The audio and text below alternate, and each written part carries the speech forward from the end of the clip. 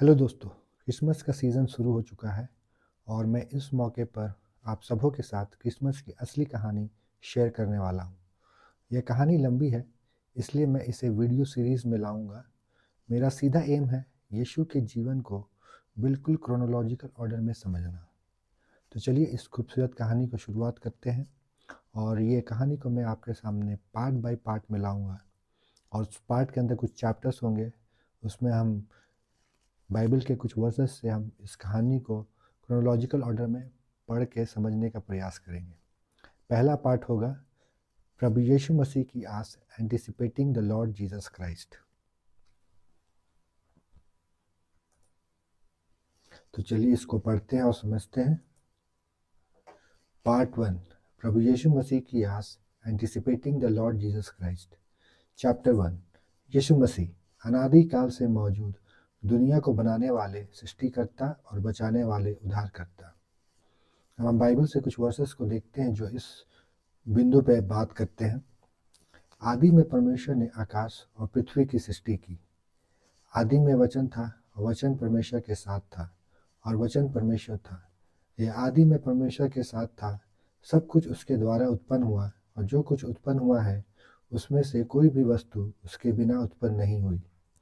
तो अभी हमारे लिए एक ही परमेश्वर है, अर्थात पिता, जिसकी ओर से सब वस्तुएं हैं और हम उसके लिए हैं, और एक ही प्रभु है, अर्थात यीशु मसीह, जिसके द्वारा सब वस्तुएं हुई और हम भी उसी के द्वारा जीवित हैं। उसे उसने सब वस्तुओं की वारिस ठहराया, जिसके द्वारा उसने संसारों को भी रचा था। वह उसकी महिमा का प्रकाश और उसके तत्व का सही रूप है और अपनी सामर्थ्य के वचन से सब कुछ संभालता है। वह अदृश्य परमेश्वर का प्रतिरूप और सारी सृष्टि में पहलौठा है, क्योंकि उसी के द्वारा सब वस्तुओं की सृष्टि हुई, जो स्वर्ग में है और जो पृथ्वी पर है, देखी और अनदेखी वस्तुएं, क्या सिंहासन, क्या प्रभुताएं, क्या प्रधानताएं, क्या अधिकार, सब वस्तुएं उसी के द्वारा और उसी के लिए सृजी गई है। और वह सब वस्तुओं से पहले है और सब वस्तुएं उसी में स्थिर रहती है। उसमें जीवन था और वह जीवन मनुष्य की ज्योति था, क्योंकि उसमें परमेश्वरता की सारी परिपूर्णता सदैव वास करती है। हमारे प्रभु यीशु मसीह का परमेश्वर और पिता धन्य हो, जिसने हमारा उद्धार किया और हमें एक पवित्र बुलाहट से बुलाया, और यह हमारे कामों के अनुसार नहीं, पर अपनी ही इच्छा और उस अनुग्रह के अनुसार है जो सनातन से यीशु मसीह में हमें दिया गया था। जैसा उसने हमें जगत की नींव डालने से पहले ही उसमें चुन लिया कि हम उसके सामने प्रेम में पवित्र और निर्दोष हो, उसने अपनी इच्छा की भली मति के अनुसार हमें यीशु मसीह के द्वारा अपने लिए लेपालेख होने को पहले से ही ठहराया, कि उसके उस अनुग्रह की महिमा की स्तुति हो जो उसने हमें उस प्यार में सेंत में दे दिया है, उस अनंत जीवन की आशा पर, जिसकी प्रतिज्ञा उस परमेश्वर ने जो झूठ बोल नहीं सकता, सनातन से की थी। जैसा कि अभी हमने पार्ट 1 चैप्टर 1 में कुछ वचनों को हमने पढ़ा, उसको मैं थोड़ा सा एक्सप्लेन करूँगा। आप लोग मेरा यहाँ नोट्स को भी देख सकते हैं और हम लोग यहाँ थोड़ा सा समझने का कोशिश करेंगे जो हम लोग ने अभी जस्ट पढ़ा। और जैसा कि हम लोग ने पहले वचन में पढ़ा, आदि में परमेश्वर ने आकाश और पृथ्वी की सृष्टि की। आदि में टाइम का जन्म, जेनेसिस 1:1 शुरू होता है आदि में। यहाँ केवल एक पोएटिक लाइन नहीं, बल्कि ये टाइम की उत्पत्ति का क्षण है। इससे पहले ना समय था, ना स्पेस, ना मैटर, ना कोई फिजिकल रियलिटी। और जेनेसिस 1:1 हमें बताता है कि यह सारी चीज का बिगिनिंग था, ना, is the beginning of everything except God. God का शुरुआत नहीं था। यानी आदि इज इक्वल टू टाइम की शुरुआत, परमेश्वर इज इक्वल टू टाइम से परे, टाइम के बाहर, टाइम का निर्माता। जब हम कहते हैं आदि में, हम वास्तव में कह रहे हैं समय पैदा हुआ, परमेश्वर पहले से मौजूद था। जैसे सूरज उगने से पहले आकाश का अस्तित्व होता है, वैसे ही समय शुरू होने से पहले गॉड एग्जिस्ट करता था। गॉड इज इटर्नल, जो कभी शुरू नहीं हुआ और कभी खत्म नहीं होगा। परमेश्वर, यहाँ पर जो परमेश्वर शब्द है वो हिब्रू में एलोहिम है, और यहाँ पर हमें ट्रिनिटेरियन संकेत है। यहाँ प्रयोग हुआ शब्द हिब्रू शब्द एलोहिम है और यह प्लूरल है। यहाँ हम लोग इतना टेक्निकली में नहीं जाएंगे, बस यहाँ पर हम लोग देख सकते हैं कि यहाँ पर ट्रिनिटी का एक हिंट है, क्योंकि यहाँ पर जो परमेश्वर शब्द है वो एलोहिम है हिब्रू में। और हम लोग जस्ट थोड़ा नीचे चलते हैं। और यहाँ पर एक पॉइंट हम लोग यहाँ नोटिस कर सकते हैं कि एक ही परमेश्वर में एक से अधिक व्यक्तित्व हैं। और एक पास्टर है जो बताते हैं Elohim is plural in form but singular in execution. The plurality hints at the Trinity, the singular action shows one God. यानी फादर की इच्छा, सन के द्वारा कार्य और स्पिरिट की उपस्थिति।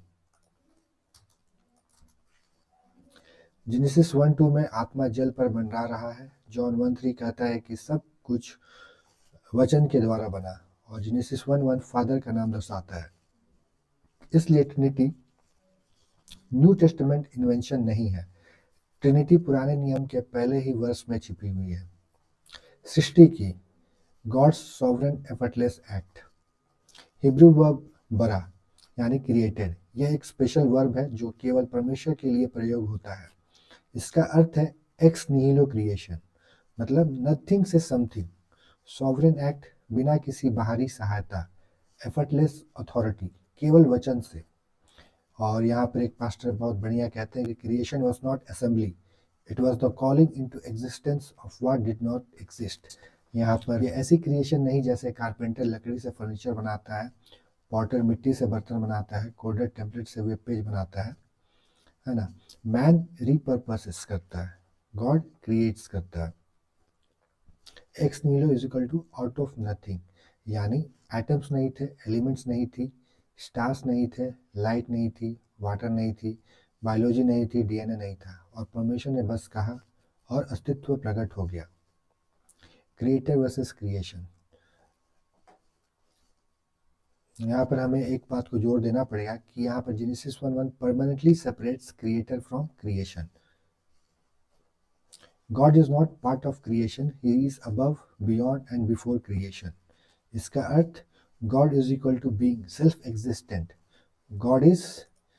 गॉड को किसी ने बनाया नहीं, गॉड इज डिपेंडेंट नहीं है, गॉड बदलता नहीं, गॉड एजिंग, इवॉल्विंग या ग्रोइंग नहीं है। Creation is equal to becoming, यानी डिपेंडेंट एग्जिस्टेंस। क्रिएशन चेंज होती है, जैसे फूल खिलता है, मुरझाता है, इंसान जन्म लेता है, मर जाता है, तारे जन्म लेते हैं और सुपरनोवा में ख़त्म हो जाते हैं, पृथ्वी घूमती है, शिफ्ट करती है, mountains rise and erode. Creation हर क्षण बिकमिंग है, गॉड हर क्षण बीइंग है। Philosophically God is equal to आवश्यक अस्तित्व यानी necessary being, creation is equal to निर्भर अस्तित्व यानी डिपेंडेंट बीइंग। आकाश और पृथ्वी, यह एक हिब्रू इडियम है। आकाश और पृथ्वी हिब्रू में एक फ्रेज है जो इंटायर यूनिवर्स को दर्शाता है।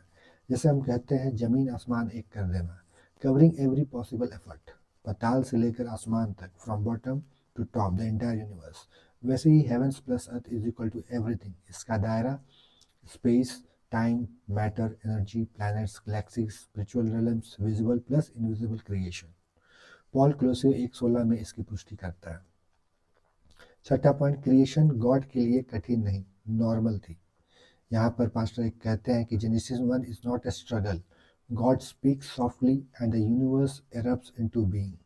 कंट्रास्ट विथ दुनिया के अन्य क्रिएशन मिथ्स, गॉड्स लड़ते हैं, बलिदान चाहिए, कॉस्मिक वार होता है, कियोस से बर्थ होता है। बाइबल में ऐसा कुछ नहीं है। जेनेसिस 1:1 कहता है परमेश्वर ने बस कहा और हो गया, यानी कोई प्रतिद्वंद्वी नहीं, कोई बाधा नहीं, कोई तनाव नहीं, केवल अथॉरिटी, शक्ति और सॉवरेनिटी। जेनेसिस 1:1 एक महान थियोलॉजिकल फाउंडेशन बनाता है। यह अकेला पद हमें सिखाता है गॉड इज इटर्नल, आदि से पहले परमेश्वर था। God is creator, everything exist only because he willed it. God is sovereign, creation की शुरुआत गॉड की इच्छा से हुई, ना किसी चांद से, ना किसी कॉस्मिक एक्सीडेंट से। God is one yet plural, Trinity hinted. और पांचवा पॉइंट है God is separate from creation. Pantheism जैसे बताता है God is equal to universe, गलत है। पैनएंथीज्म जैसे गॉड इनसाइड क्रिएशन, ये भी गलत है। Deism God created but then left, ये भी गलत है। Creation is God purposeful design, chaos accident होता है, डिजाइन इंटेंशनल होता है। और जैसा कि दूसरे वचन में हमने पढ़ा था, आदि में वचन था और वचन परमेश्वर के साथ था और वचन परमेश्वर था। ये आदि में परमेश्वर के साथ था, सब कुछ उसके द्वारा उत्पन्न हुआ और जो कुछ उत्पन्न हुआ है उसमें से कोई भी वस्तु उसके बिना उत्पन्न नहीं हुई। आदि में वचन था, वचन का अनंत अस्तित्व। यूहन्ना सीधे जेनेसिस 1:1 से शुरुआत करते हैं आदि में, लेकिन एक शॉकिंग ट्विस्ट के साथ। आदि में वचन था, यह वह शुरुआत नहीं है जहाँ वचन पहली बार प्रकट हुआ, बल्कि वह शुरुआत है जहाँ क्रिएशन शुरू हुई, और उस समय वचन पहले से ही था। यह अनंत पूर्व अस्तित्व यानी इंटरनल प्री एग्जिस्टेंस को दर्शाता है। वचन क्रिएट नहीं किया गया, वचन शुरू नहीं हुआ, वचन समय से परे था, वचन हमेशा से है। John does not introduce Christ at Bethlehem or Nazareth. John introduces Christ in eternity, before time began, before anything existed. यानी Christ does not step into the story at Christmas. Christ starts the story of Christmas in eternity. और इस वचन को आप लोगों ने पहले भी पढ़ा होगा, लेकिन यहाँ पर मैं आप लोग को थोड़ा सा एक्सप्लेन करना चाहता हूँ। जैसे कि यहाँ पर आप लोग देखेंगे कि यहाँ पर जो वचन शब्द है ये बार बार रिपीट किया गया है। आदि में वचन था और वचन परमेश्वर के साथ था और वचन परमेश्वर था। तो यहाँ पर जो ये वचन शब्द लिया गया है, ये एक्चुअली ग्रीक शब्द में यहाँ पर लोगोस यूज़ किया गया है, लोगोस। और लोगोस का अर्थ होता है, और ये शब्द यूहन्ना ने जानबूझकर चुना है। क्यों चुना, आइए देखते हैं। यूनानी दुनिया में लोगोस का मतलब था ultimate reason, governing intelligence, the rational power holding the Cosmos together. तो जो यूनानी लोग थे, आप लोग जानते हैं, बहुत अच्छे फिलोसोफर्स लोग भी रहे हैं। तो बेसिकली उनका ये कहना था कि जो यूनिवर्स है उसके पीछे एक इंटेलिजेंट माइंड है ना, कोई इंटेलिजेंस है जो अपना यूनिवर्स को गवर्न कर रही है। तो उसी को वो लोग लोगोस बुलाते थे। जैसे आज हम लोग अगर देखेंगे तो एवोल्यूशन थ्योरी के अलावा भी कुछ और थ्योरी आती है जिसमें लोग इंटेलिजेंट माइंड या फिर इंटेलिजेंट डिज़ाइन बोलते हैं कि एक जो यूनिवर्स बना हुआ है उसमें के पीछे एक इंटेलिजेंस है, क्योंकि हर चीज़ बहुत ही एकदम फाइनली डिज़ाइन किया हुआ है ना। तो उसी को यूनानी लोग क्या बोलते थे, लोगोस बोलते थे। तो यहाँ पर जो हम लोग हिंदी में पढ़ते हैं वही ऑब्वियसली वचन, तो वो लोगोस है टर्म। तो Logos is equal to universe का इनविजिबल ऑपरेटिंग सिस्टम। और यहूदी लोग के लिए हम लोग जानते हैं जो वचन है वो वर्ड ऑफ द लॉर्ड का अर्थ है परमेश्वर की इच्छा, परमेश्वर का प्रकाशन, परमेश्वर का कार्य, परमेश्वर की शक्ति। हम जानते हैं कि जो यहूदी लोग थे उनके पास जब परमेश्वर का वचन पहुंचता था तो वो लोग परमेश्वर की इच्छा को जानते थे, परमेश्वर के प्रकाशन को जान पाते थे, और परमेश्वर उनके जीवन में क्या कर रहा है वो जब परमेश्वर का वचन जब पहुंचता था उनके पास तो वो जान पाते थे। तो यहाँ पर हम देखते हैं कि यूहन्ना ने ये शब्द इसलिए इस्तेमाल किया ताकि वो जो यूनानी लोग हैं और जो यहूदी लोग हैं दोनों के बीच में वो इस बात को स्थापित कर पाए कि जब परमेश्वर ने कहा उजियाला हो तो वही वर्ड, वही शक्ति, वही लोगोस कार्यरत थी। यूहन्ना दोनों अवधारणाओं को जोड़कर कहते हैं सृष्टि का डिवाइन माइंड प्लस परमेश्वर का प्रकट किया गया वचन इज इक्वल टू यीशु मसीह। और यहाँ पर बहुत ही अच्छी तरह से लिखा गया कि logos is the full expression of God, the mind of God, the will of God, the revelation of God. यानी Christ is God made visible, audible, knowable. वचन परमेश्वर के साथ था, यानी रिलेशनशिप, इंटीमेसी, डिस्टिंक्शन। यह ग्रीक प्रपोजिशन, चलिए यहाँ पर इतना डिटेल में हम लोग नहीं जाते हैं, बल्कि यहाँ पर मैं आप लोग बता जो यहाँ पर जो बताया जा रहा है कि जो वचन था वो परमेश्वर के साथ था। इसका मतलब क्या हुआ कि ये परमेश्वर के साथ है, मतलब ये जो वचन है ये परमेश्वर के साथ है, यानी फेस टू फेस, यानी टूवर्ड इन इंटीमेट फेलोशिप। यानी वचन यानी जो सन है परमेश्वर यानी फादर के साथ साथ अनंत काल से हमेशा एक रिलेशनशिप में थे। यह दो सत्य सिखाता है, फादर और सन समान नहीं है, पर्सनहुड, डिस्टिंक्टनेस, यानी Father is not equal to Son. दो अलग व्यक्तित्व यानी पर्सन्स है। फादर और सन अनंत फेलोशिप में थे, यानी इंटीमेसी में। God is not solitary. कई बार हम लोग सोचते हैं ना कि परमेश्वर अकेले होंगे, वो अकेले नहीं थे। God is relational even before creation, मतलब वो सृष्टि को बनाने से पहले ही वो अपने आप में एक रिलेशनशिप में थे with Father, Son and Holy Spirit. Before anything existed, the father and the son enjoyed perfect loving communion. यह ट्रिनिटी का पहला बड़ा संकेत है। One essence, multiple persons, eternal fellowship. और वचन परमेश्वर था, सबसे बड़ा डॉक्ट्रिनल स्टेटमेंट। यहीं पर यूहन्ना सबका भ्रम तोड़ते हैं। वो यह नहीं कहते वचन दिव्य जैसा था, वचन देवता था, या वचन परमेश्वर जैसा था। यहाँ पर हम लोग ग्रीक में देखेंगे, यहाँ पर वचन का स्वभाव सार महिमा इज इक्वल टू परमेश्वर का स्वभाव सार महिमा। तो यहाँ पर हम देखते हैं कि वचन इज इक्वल टू इंटरनल है, सेल्फ एग्जिस्टेंट है, ओमनीपोटेंट है, ओमनिशिएंट है, ओमनीप्रेजेंट है, इम्यूटेबल है, होली है, सॉवरेन है और क्रिएटर है। यानी Jesus is equal to 100% God, not less God, not a created being, not an exalted angel. He is fully, truly, eternally God. John 1:1 is the strongest, clearest declaration of Christ's deity in all scripture. और यहाँ पर हम लोग देखते हैं जो भी liberals लोग हैं, जेहोवा विटनेस है और कोई भी कल्ट ग्रुप इस बात से लड़ते हैं, पर ग्रीक ग्रामर उन्हें कोई स्केप नहीं देती। वह आदि में परमेश्वर के साथ था, इटर्नल कंटिन्यूटी। यूहन्ना पहले 3 स्टेटमेंट्स को समराइज करते हैं। वचन अनंत है, वचन परमेश्वर है, वचन फादर के साथ पूरी इटर्निटी में है। यह ट्रिनिटी को परफेक्ट कंसिस्टेंट हार्मनी में स्थापित करता है। सब कुछ उसी के द्वारा उत्पन्न हुआ। Christ is equal to creator. यह वह वचन है जो पूरी बाइबल का ब्रह्मांड है। All things came into being through him. All things का अर्थ है heavens, galaxies, angels, atoms, DNA, oceans, mountains, law of physics, gravity, time, spiritual layer, unseen realities. ध्यान दें, came into being, passive, dependent birth, through him, Christ active agent of creation. Christ is not part of creation, he is the cause of creation. If Christ made all things, he himself cannot be made. The creator must be uncreated. यह verse हर false teaching को नष्ट करता है। Jesus is not a created God. Jesus is not an angel. Jesus is not just a messenger. Jesus is not just a prophet. Jesus is the uncreated creator of all things. और उसके बिना एक भी वस्तु उत्पन्न ना हुई। No exceptions. यहाँ जॉन 1:3 का सबसे तगड़ा पंच है। Not even one thing, not one molecule, not one angel, not one photon, not one thought, not one power, not one creature which did not come through Christ. ये absolute exclusivity है। John excludes any possibility that Christ himself was created. This is air tight Christology.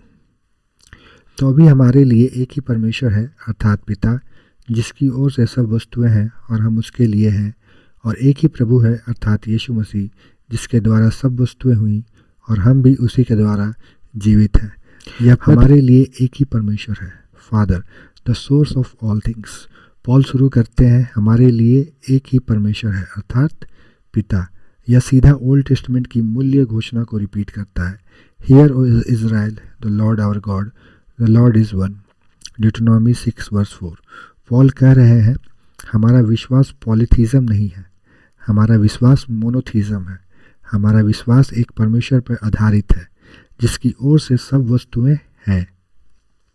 Meaning out of whom, from whom, the ultimate source. यानी universe की origin father से है, creation का design father से है, redemption plan father से है, history का स्क्रिप्ट फादर से है, अस्तित्व का हर कारण फादर ही है।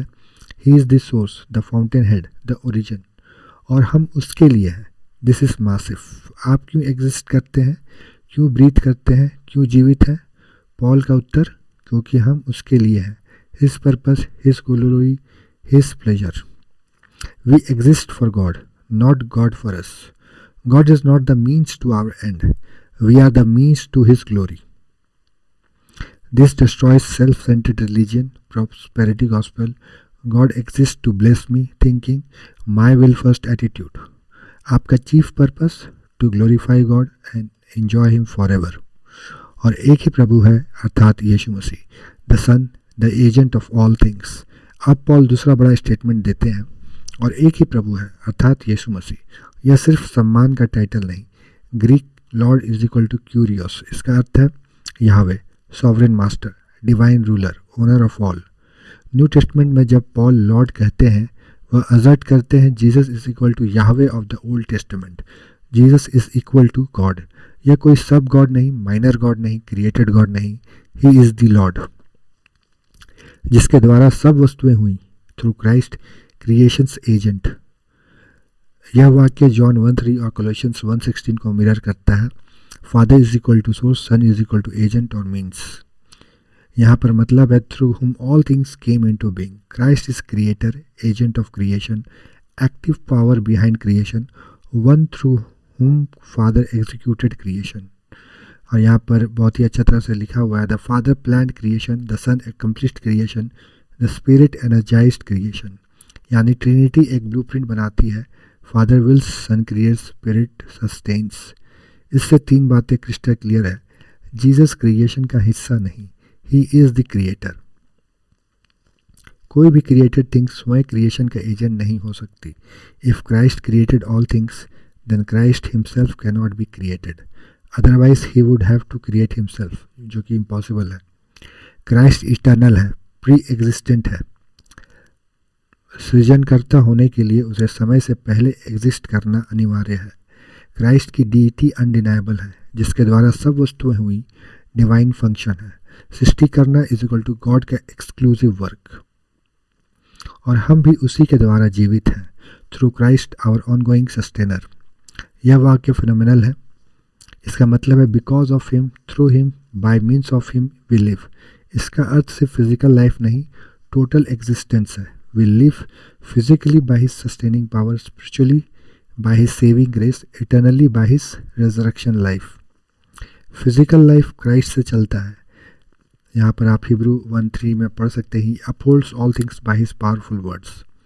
आपकी सांसें तभी चलती है क्योंकि क्राइस्ट अनुमति देता है। आपका हृदय धड़क रहा है क्योंकि क्राइस्ट सस्टेन कर रहा है। स्पिरिचुअल लाइफ क्राइस्ट से मिलता है। बॉर्न अगेन होने का कारण क्राइस्ट की saving work. Eternal life Christ से सुनिश्चित है। रिजरेक्शन, हेवन, न्यू क्रिएशन सब क्राइस्ट के कारण उपलब्ध। Christ not only created you, he keeps you alive every second and gives you eternal life. उसने सब वस्तुओं का वारिस ठहराया, जिसके द्वारा उसने संसारों को भी रचा था। वह उसकी महिमा का प्रकाश और उसके तत्वों का सही रूप है, और अपनी सामर्थ्य के वचन से सब कुछ संभालता है। उसे सब वस्तुओं का वारिस ठहराया। Christ the heir of all things. The verse begins with a staggering statement. उसे सब वस्तुओं का वारिस ठहराया, meaning heir of absolutely everything. यह क्या दिखाता है?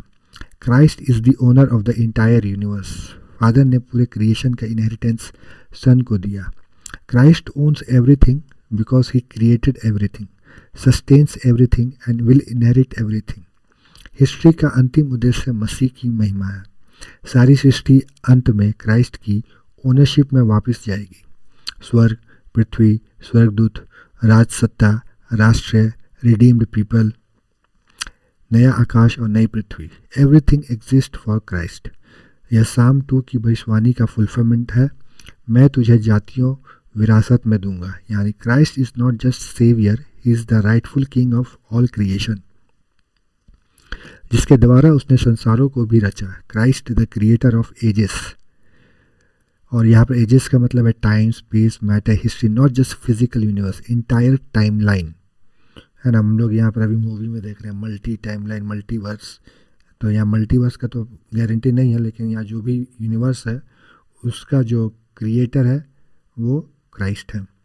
इस एक वाक्य का अर्थ, क्राइस्ट ने गैलेक्सीज बनाई, क्राइस्ट ने टाइम बनाया, क्राइस्ट ने हिस्ट्री लिखी, क्राइस्ट ने यूनिवर्स की बाउंड्रीज तय की, क्राइस्ट ने एटम से लेकर एंजल्स तक सब कुछ बनाया।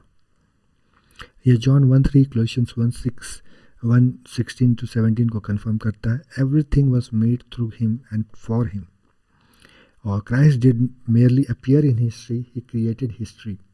Isn't that profound? वह उसकी महिमा का प्रकाश है। Christ the radiance of God's glory. यहाँ ग्रीक में मतलब है रेडियंस, यानी outshining brightness coming from the source itself. यहाँ दोनों में डिफरेंस क्या है? Reflection is borrowed light, radiance original light from the source. तो Christ is not a mirror of God's glory, he is the sunlight of God's glory. इसका मतलब परमेश्वर की शक्ति क्राइस्ट में, परमेश्वर की पवित्रता क्राइस्ट में, परमेश्वर की अनंत प्रकाश क्राइस्ट में, परमेश्वर की महिमा का बाहरी प्रकटीकरण क्राइस्ट, और Christ is the radiating glory of God, the full blazing expression of who God is. इसका सीधा इम्प्लीकेशन, अगर आप देखना चाहते हैं कि ये ईश्वर कौन है, कैसे है, तो आप यीशु को देखिए और उसके तत्व का सही रूप है Christ, the exact imprint of God's nature, meaning exact engraving, precise imprint, perfect representation, original stamp. In ancient times एक राजा अपनी मोहर मुद्रित करता था, मोहर का इम्प्रिंट बिल्कुल आइडेंटिकल होता था। Christ is to God what the imprint is to the seal, identical in nature, essence, character, being. इसका अर्थ Christ is equal to God का perfect revelation, Christ is equal to God का visible expression, Christ is equal to God का exact nature. यह सिर्फ similarity नहीं, यह समानता यानी आइडेंटिटी है। Christ is not like God, not close to God, not representing God, He is God, exact in essence. Whatever is true about God is true about Christ, perfectly and eternally. और अपनी सामर्थ्य के वचन से सब कुछ संभालता है। Christ the sustainer of all things. तो ग्रीक में यहाँ पर मतलब होगा to uphold, to carry, to sustain. Not passive holding, active maintenance. Christ हर क्षण यूनिवर्स को सस्टेन करता है। Gravity works because Christ sustains it. Planets orbit because Christ commands it. Oxygen flows because Christ wills it. Atoms don't collapse because Christ holds them. Stars burn because Christ energizes them. Ecosystems balance because Christ maintains them. Your heartbeat works because Christ allows it. यह continuous action है. Christ is carrying the universe moment by moment. Creation is not a machine God wound up and left. Christ sustains every molecule every second. यानी Christ ने आपको बनाया, Christ आपको हर दिन थामे हुए है, क्राइस्ट आपको अनंत जीवन तक संभाले रखेगा। दिस मीन्स अगर वो सस्टेनिंग पावर विदड्रॉ कर ले, सब कुछ तुरंत नष्ट हो जाएगा। वह अदृश्य परमेश्वर का प्रतिरूप और सारी सृष्टि में पहलौठा है, क्योंकि उसी के द्वारा सब वस्तुओं की सृष्टि हुई, जो स्वर्ग में है और जो पृथ्वी पर है, देखी और अनदेखी वस्तुएं, क्या सिंहासन, क्या प्रभुताएं, क्या प्रधानताएं, क्या अधिकार, सब वस्तुएं उसी के द्वारा और उसी के लिए सृजी गई है, और वह सब वस्तुओं से पहले है और सब वस्तुएं उसी में स्थिर रहती हैं। वह अदृश्य परमेश्वर का प्रतिरूप है। यहाँ पर मतलब हुआ exact image, perfect representation, visible expression, full manifestation. यानी इनविजिबल गॉड को अगर आपको देखना है तो फिर आप विजिबल इन क्राइस्ट यानी उसको क्राइस्ट में आप देख सकते हैं। परमेश्वर स्वभाव से अदृश्य है, जो पहला तिमुथियो 1:17 में हम लोग पढ़ सकते हैं। कोई मनुष्य उसकी महिमा, सार और रूप अपनी आंखों से नहीं देख सकता, तो फिर मनुष्य परमेश्वर को कैसे जाने। यूहन्ना उत्तर देते हैं, वहाँ पर हम लोग देखते हैं यूहन्ना की पुस्तक में खुद यीशु मसीह कहते हैं कि जिसने मुझे देखा है उसने पिता को देखा है। John 14:9।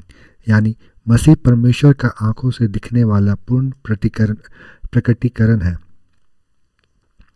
Christ is the exact flawless copy of God's nature, not like him but truly him. यह बहुत ही इम्पोर्टेंट लाइन है, not like him but truly him. यहाँ प्रतिरूप का अर्थ समानता नहीं, एकता, सिर्फ resemblance नहीं, identity. Christ is not reflection of God, like moon reflects sun, but Christ is the radiance of God, like sun radiates light. Hebrew 1:3 इस सत्य को सीमेंट करता है और वो सारी सृष्टि में पहलौटा है। यह वाक्य बहुत मिसअंडरस्टूड है।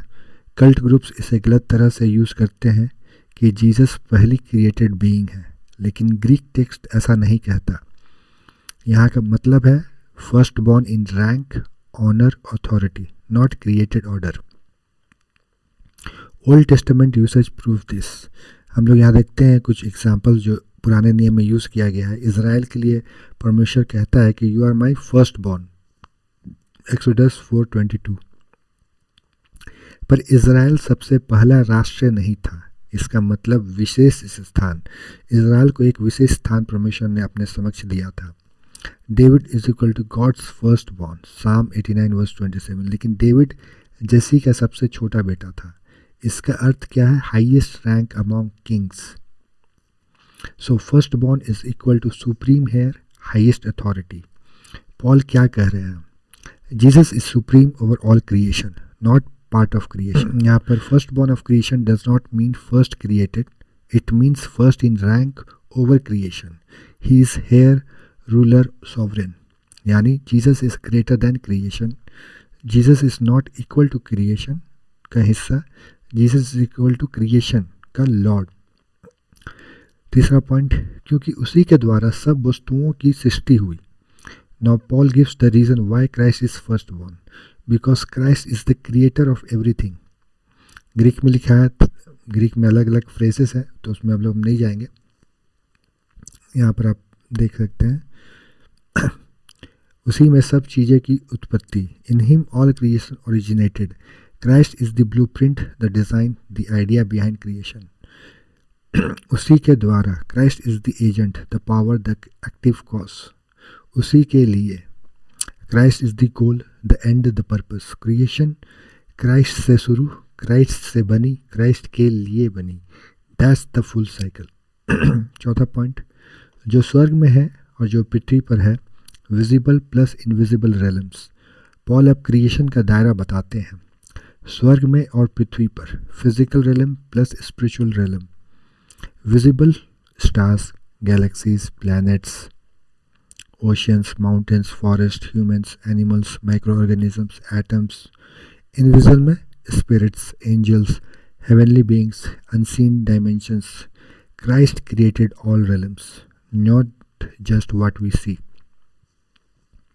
देखी और अनदेखी वस्तुएं, entire cosmos under Christ. Paul कहते हैं visible things, invisible things, scientific things, spiritual things, material things, immaterial things, everything has one common thread, Christ is the cause. क्या सिंहासन, क्या प्रभुताएं, क्या प्रधानताएं, क्या अधिकार, एंजेलिक हायरार्की, ये शब्द एंजेलिक क्लासेस को दर्शाते हैं।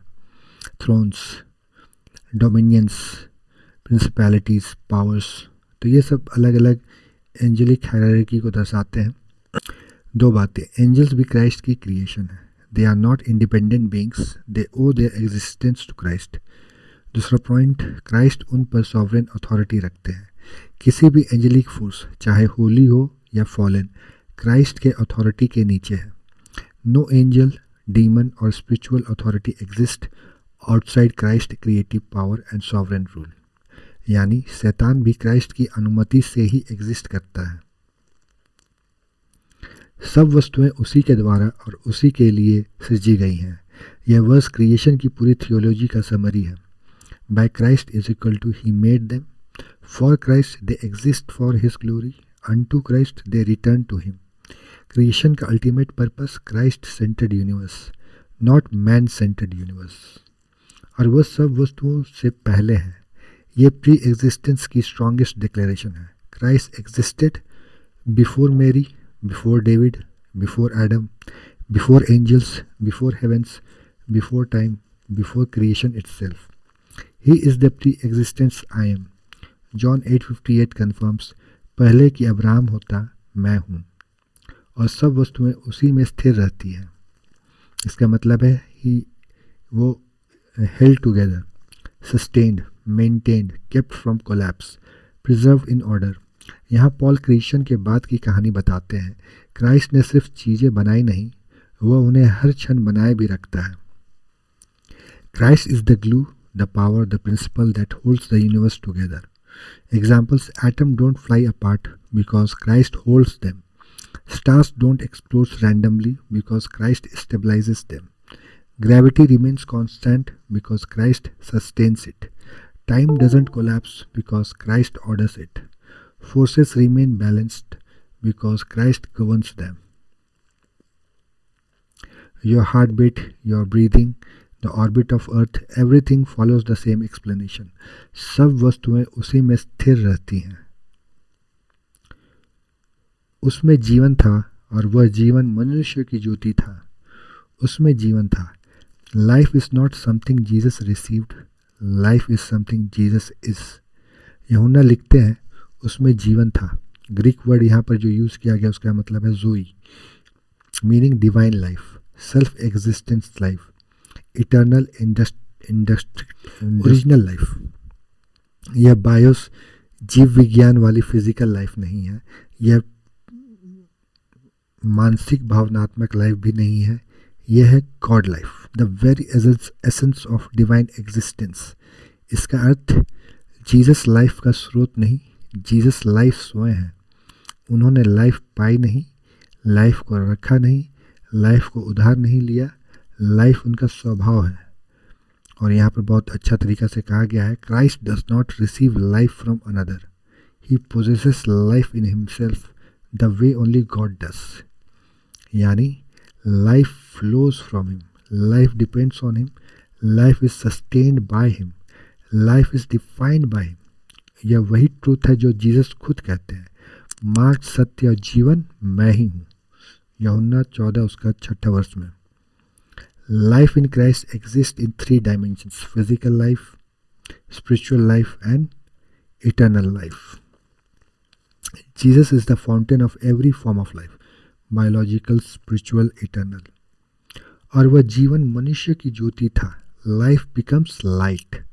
यह दूसरी अविश्वसनीय स्टेटमेंट है. Life was the light of man, meaning illumination, revelation, truth, moral clarity, spiritual direction, that which exposes and guides. इसका अर्थ क्राइस्ट का जीवन सत्य का प्रकाश बनकर मनुष्यता पर चमकता है. जैसे प्रकाश दिशा देता है, प्रकाश अंधकार को दूर करता है, प्रकाश सच्चाई प्रकट करता है, प्रकाश जीवन सुरक्षा देता है, प्रकाश भ्रम हटाता है. वैसे ही क्राइस्ट सत्य प्रकट करते हैं, पाप का अंधकार दूर करते हैं, हृदय को प्रकाशित करते हैं, मन को क्लैरिटी देते हैं, जीवन का अर्थ रिवील करते हैं. और यहाँ पर बहुत अच्छी तरह से कहा गया, the life that is in Christ becomes the light that reveals God and exposes the darkness of the human heart.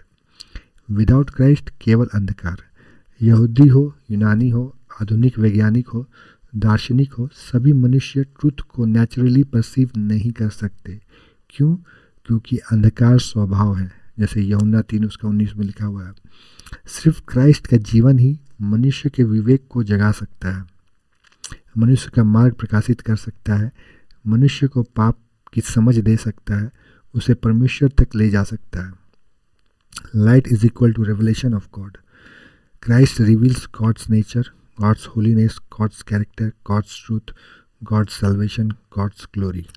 If you want light, if you want truth, if you want meaning, you don't search inside yourself, you don't follow your heart, you don't pursue your emotions, you look to Christ, the light.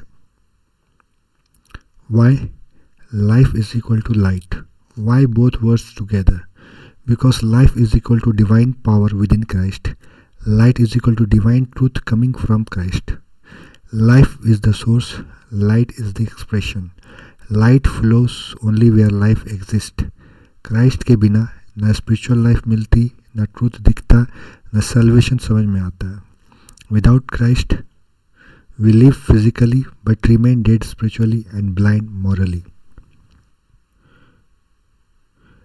क्योंकि उसमें परमेश्वर तत्व की सारी परिपूर्णता सदैव वास करती है. यह पद क्या कहता है? क्योंकि उसमें यानी यीशु मसीह में परमेश्वर तत्व की सारी परिपूर्णता सदैव वास करती है. यह छोटे शब्दों में एक विशाल सत्य है. डीटी की पूरी पूर्णता शरीर में यीशु मसीह में वास करती है. यह वाक्य अपने आप में हर झूठे धर्म को काट देता है, हर अधूरी मसीह धारणा को ख़त्म कर देता है और मसीह की एब्सोल्यूट डीटी को स्थापित करता है. यह सबसे स्पष्ट डिक्लेरेशन है. Jesus is equal to God in human flesh. Greek में इसका मतलब रेयर और स्ट्रॉन्गेस्ट शब्द है. Godhood, full deity, the very essence of God, complete divine nature. ध्यान दें, पॉल ने डिविनिटी शब्द नहीं चुना जो वीकर होता है डिवाइन क्वालिटीज़ जैसा, उन्होंने स्ट्रॉन्गेस्ट ग्रीक वर्ड लिया है, एब्सोल्यूट गॉडनेस, यानी जीसस गॉड लाइक नहीं है, जीसस गॉड इंस्पायर्ड नहीं है, जीसस गॉड फिल्ड नहीं है, जीसस गॉड रिप्रेजेंटिंग नहीं है। Jesus is equal to God himself, सारी परिपूर्णता, meaning total fullness, complete completeness, nothing lacking, everything that God is, यानी गॉड की सारी फुलनेस बिना किसी कमी के क्राइस्ट में है। मतलब गॉड का प्रेम इज इक्वल टू क्राइस्ट का प्रेम, गॉड का सामर्थ्य इज इक्वल टू क्राइस्ट का सामर्थ्य, गॉड की पवित्रता इज इक्वल टू क्राइस्ट की पवित्रता, गॉड की sovereignty is equal to Christ की सॉवरेनिटी, गॉड का wisdom is equal to Christ का विजडम, गॉड की authority is equal to Christ की अथॉरिटी। क्राइस्ट में डीटी फ्रैक्शनल नहीं, पूर्ण, संपूर्ण, संपूर्णतम है। सदे ग्रीक में इसका मतलब क्या हो गया? Bodily, in physical form, incarnate in human flesh. ये बड़े स्पष्ट रूप से बताता है God physically, tangibly, visibly, touchably मनुष्य के शरीर में आया। No symbol, no appearance, no angel, no vision, no divine aura, but an actual incarnation.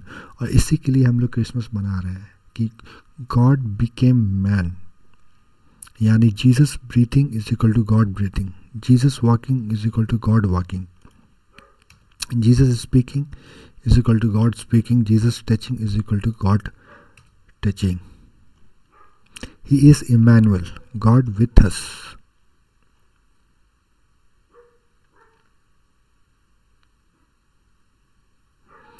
In Christ, the fullness of God permanently dwells, not partly, not temporarily, not symbolically, but completely and bodily. इसका अर्थ Christ में DT और humanity का perfect union है, 100% God, 100% man, एक व्यक्ति, दो स्वभाव, बिना उलझे, बिना मिले, बिना टूटे। क्राइस्ट सिर्फ गॉड की तरह नहीं, गॉड स्वयं है। अगर क्राइस्ट में केवल कुछ दिव्यता होती तो वह सृष्टिकर्ता नहीं हो सकते, उद्धारकर्ता नहीं हो सकते और पाप का दंड नहीं उठा सकते, पुनरुत्थान नहीं कर सकते और अनंत जीवन नहीं दे सकते। उद्धार तभी संभव है जब सेवियर पूर्ण परमेश्वर और पूर्ण मनुष्य हो। क्राइस्ट में ड्वेलिंग निरंतर प्रेजेंट टेंस है। ग्रीक ग्रामर के अनुसार dwells is equal to present active indicative. अच्छा, अब इतना डिटेल में हम लोग नहीं जाएंगे। इसका सीधा मतलब है क्राइस्ट में डीटी स्थायी रूप से सदा के लिए निवास करती है। जब वो बैतलेहम में थे, जब वो नाज़रेत में थे, जब वो गलील में थे, जब वो क्रॉस पर थे और जब वो कब्र में थे, जब उनका पुनरुत्थान हुआ, जब उनका असेंशन हुआ, जब वो स्वर्ग में उठा लिए गए और स्वर्ग में आज भी और अनंत काल तक क्राइस्ट डीटी को कभी खोए नहीं, न अवतार से पहले न बाद में। लेकिन एक चीज़ बदला कि वो कभी मनुष्य नहीं थे, वो उनके में एक क्या बोलेंगे, एक स्वभाव ऐड हुआ। Now he is man and he is 100% God and he is 100% man also. थोड़ा कन्फ्यूज़न लग रहा होगा, लेकिन कोई बात नहीं, बाद में हम समझेंगे इसको। यह पद हर झूठी शिक्षा को नष्ट कर देता है। जीसस एक महान गुरु हैं, गलत। This verse he is God. Jesus एक एंजल, गलत। एंजल्स में डीटी नहीं। जीसस एक क्रिएटिंग बीइंग, गलत। Fullness of God created being में नहीं हो सकती। जीसस केवल प्रॉफिट, गलत। प्रॉफिट में पूर्ण डीटी नहीं हो सकती। जीसस गॉड का रूप या गॉड का हिस्सा, गलत। यह कहता है फुलनेस, ना कि हिस्सा, परसेंटेज या झलक। This verse destroys Jehovah witness theology, liberal theology, Unitarianism, Islamic views of Jesus, Hindu syncretism, Jesus also one God among many. Paul simply says Christ is God, period. हमारे प्रभु यीशु मसीह का परमेश्वर और पिता धन्य हो, जिसने हमारा उद्धार किया और हमें एक पवित्र बुलाहट से बुलाया, और यह हमारे कामों के अनुसार नहीं पर अपनी ही इच्छा और उस अनुग्रह के अनुसार है जो सनातन से मसीह यीशु में हमें दिया गया था। यहाँ पहला पॉइंट है, praise begins with God not us. Efficiency 1:3 में पॉल एक महान डिवाइन एक्सप्लोजन शुरू करते हैं। Blessed be the God and father of our lord Jesus Christ. इसका मतलब worthy of praise, infinitely blessed, inherently glorious, Paul हमें बताते हैं प्रेस मनुष्य पर नहीं परमेश्वर पर केंद्रित होना चाहिए। वाई? क्योंकि उद्धार का विचार परमेश्वर का, योजना परमेश्वर की, पहल परमेश्वर की, सामर्थ्य परमेश्वर की, उद्देश्य परमेश्वर का और महिमा भी परमेश्वर की। Salvation begins and ends with God. Man contributes nothing but the sin that made the salvation necessary. जिसने हमारा उद्धार किया, salvation is God's act, not ours. 2 Timothy chapter 1 verse 9 begins with an absolute declaration. जिसने हमारा उद्धार किया, salvation is God's act, not ours. 2 Timothy chapter 1 verse 9 begins with an absolute declaration. जिसने हमारा उद्धार किया, ध्यान दे, past tense, करता रहेगा नहीं, करेगा नहीं, कर रहा है नहीं, कर दिया, already accomplished. ये बताता है salvation is not your achievement, salvation is God's finished work. Salvation is not a future possibility. Salvation is an accomplished reality in God's plan. Man does not save himself, he cannot save himself, he contributes nothing. If salvation depended on man even 1%, no one would be saved.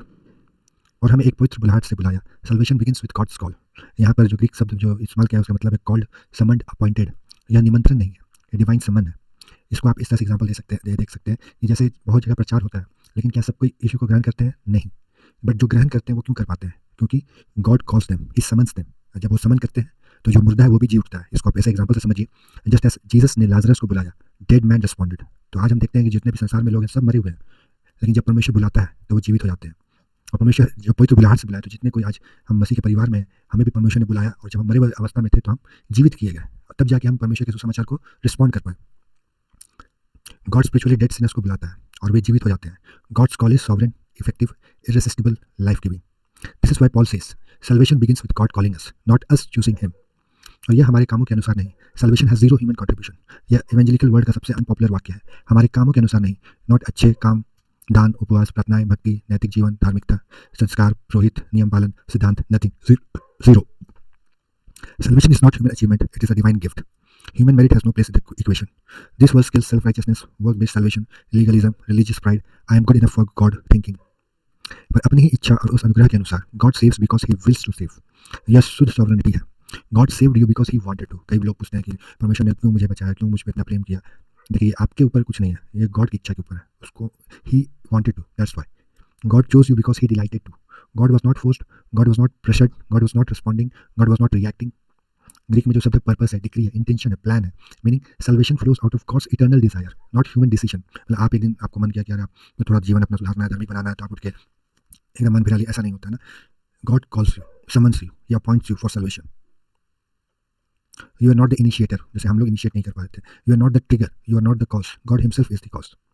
जो सनातन से मसीह यीशु में हमें दिया गया था, the most mind blowing line, this is one of the most staggering statement in the entire Bible.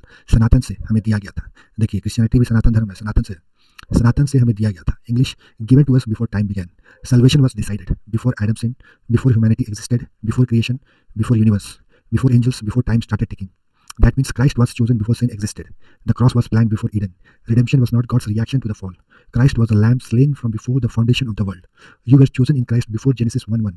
The fall did not surprise God. The cross was not plan B. Redemption was written into eternity before time began. This is the doctrine of eternal election. A stunning truth. God chose you before you existed. 2 Timothy chapter 1 verse 9 says, grace was given before time. Grace was given in Christ.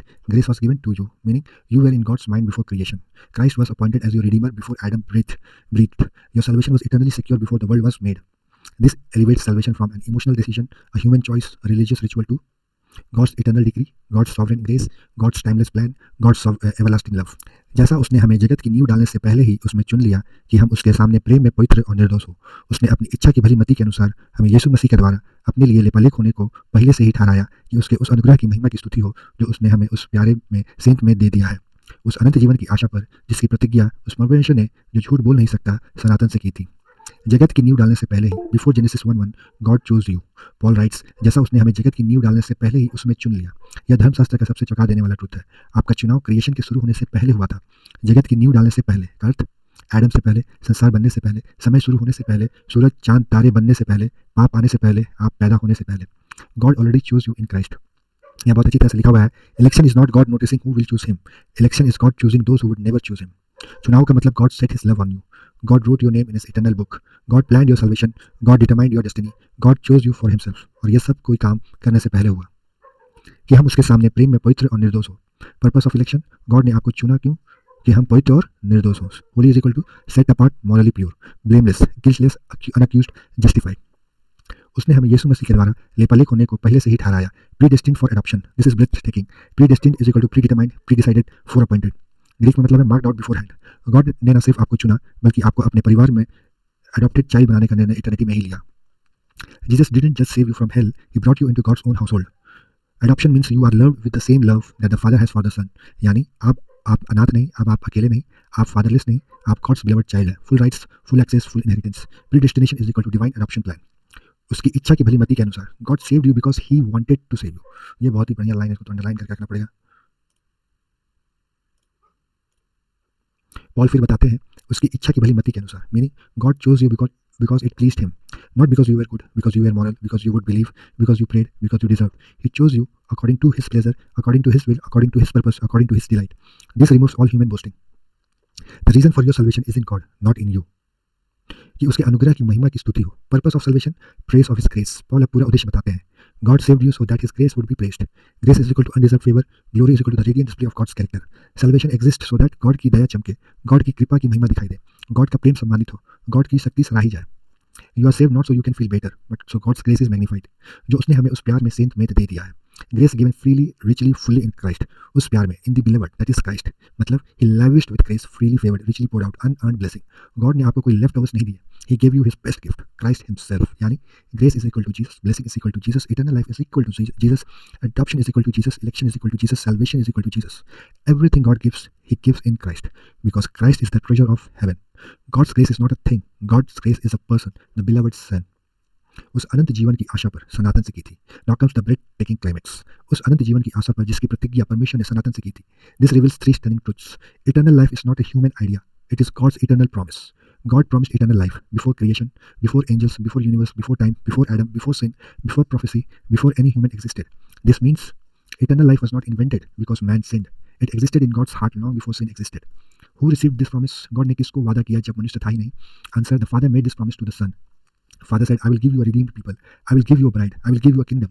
I will give you eternal life for your redeemed ones. This is known as the covenant of redemption, the eternal agreement within the Trinity. God cannot lie, therefore the promise cannot fail. Paul adds, जिस परमेश्वर ने झूठ नहीं बोल सकता. God cannot lie, impossible. God cannot deceive, impossible. God cannot break his word, impossible. Therefore, eternal life is guaranteed not by your faithfulness, but by God's truthfulness. The believer's security rests not on his hold on God, but God's unbreakable promise before time began. आशा करता हूँ आपको ये समझ में आया होगा. मिलते हैं आपसे अगले वीडियो में नेक्स्ट चैप्टर के साथ. Thank you.